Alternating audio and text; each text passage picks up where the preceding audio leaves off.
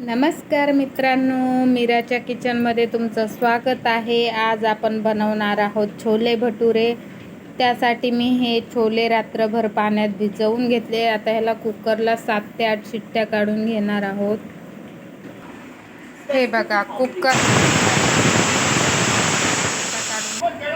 छोल्याच्या फोडणीसाठी मोठ्या आकाराचे 3 कांदे कापून घेतलेले आहेत।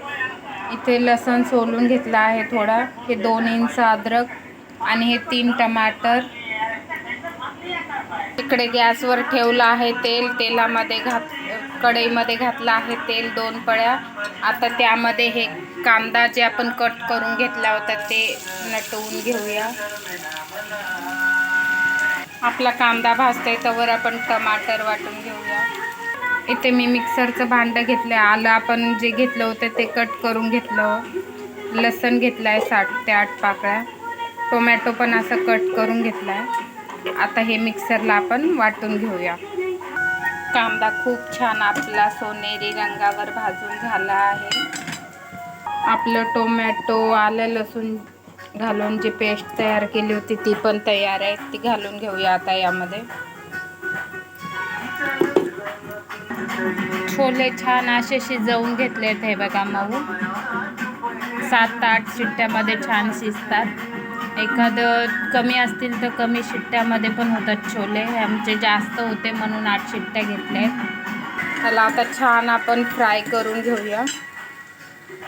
इथे मी मसाले काढून घेतलेत। हे घरगुती मसाला आहे, हे धना पावडर आहे, हे लाल मिरची पावडर आहे आणि ही हळद आहे। आपण घरगुतीच मसाला घालणार आहोत, मार्केटचा कुठलाही मसाला घालणार नाही आहोत। तुम्हाला हवा असेल तर तुम्ही घालू शकता। तेल सुटेपर्यंत छान मसाला भाजलाय। आता आपण हे घालून मिक्स करून 2 मिनिटं छान असं परतवून घेणार आहोत। छान असा आपला मसाला परतला आहे। आता यामध्ये आपण छोले आणि पाणी घालून यामध्ये आता छोले घालून घेतलेत। आता छान शिजवून घ्यायचेत आपल्याला छोले। इथे अर्धा किलो मैदा घेतलाय, चवीपुरतं मीठ घालणार आहे यामध्ये आणि भटुऱ्यासाठी पीठ मळत आहोत। चुटकीभर आपण खायचा सोडा घातला आहे। आता दही घालून घेणार आहोत यामध्ये, 1 वाटीभर दही घातलंय। आता हे छान आपल्याला पाणी टाकून पीठ मळून घ्यायचंय थोडंसं। छान असं मऊ आता पीठ मळून झालंय। आता याला झाकून आपण 10 ते 15 मिनिटं असंच ठेवणार आहोत भिजण्यासाठी। छान अशी आपली छोल्याची भाजी बनवून तयार आहे, हे बघा। आता आपण भटुरे लाटायला घेऊया। पीठ आपलं छान फुललंय, हे बघा। आता आपण ह्याला थोडंसं मळून भटुरे लाटायला घेऊया। पीठ छान मळून घेतलंय। आता ह्याप्रमाणे आपण ह्याचे लोया तोडून घेणार आहोत, लाटून घ्यायचंय आता आपल्याला। मी असा गोळा तयार करून घेतला, याला थोडंसं तेल लावून घेणार आहे लाटायला, चिटकणार नाही। याप्रमाणे आता आपण भटुरे लाटून घेऊया।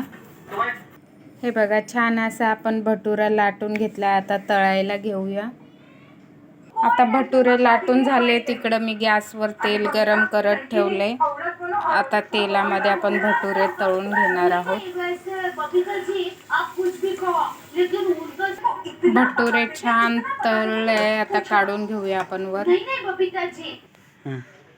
हे बघा, छान असं आपले छोल्याची भाजी आणि भात, वरण आणि भटुरे आणि हे मोदक बनवले आहेत उकडीचे। कसा वाटला व्हिडिओ? लाईक करा, शेअर करा, सबस्क्राईब करा, कमेंट करून नक्की सांगा कोणाला छोले भटुरे आवडतात।